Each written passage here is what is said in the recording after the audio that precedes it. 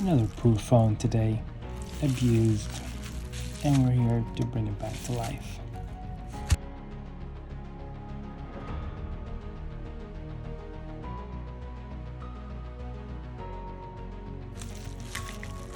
Let's turn off the phone. And now we test it out. The new battery needs to be charged, but however, seems to be perfectly fine.